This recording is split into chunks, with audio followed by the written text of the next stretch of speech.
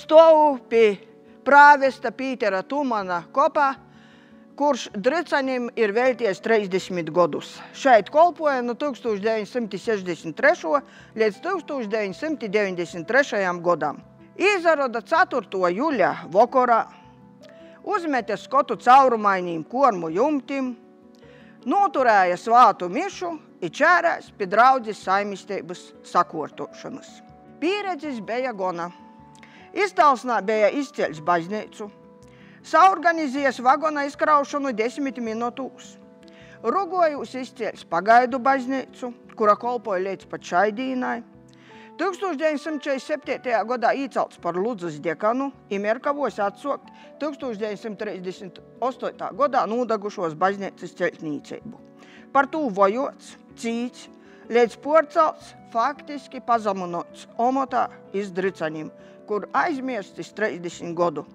Jo vierīņs, spējis, pirmskara baznīcas kunga aristokratisko stoja, valodu zinošanas, protams, bija par plašu Dricanu lauku draudzēji i nātroda bīži vien pīlītojumu padūmējas apstākļos. Ar bijušo dekana stingreibu jis panoca Uljana porceļšanu iz Znūteņiem, 1968.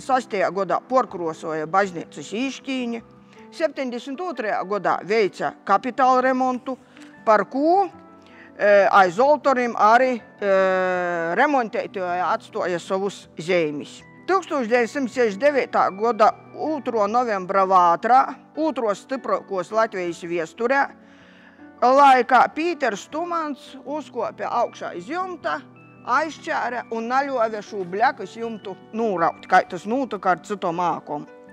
Bija lepnis par rokas izrakšanu, bošu varēja redzēt citam skaidus kormu jumtūs. Jo paļēgus padomju laikā atseigi uzraudzēja, lai jis nepaņemtu.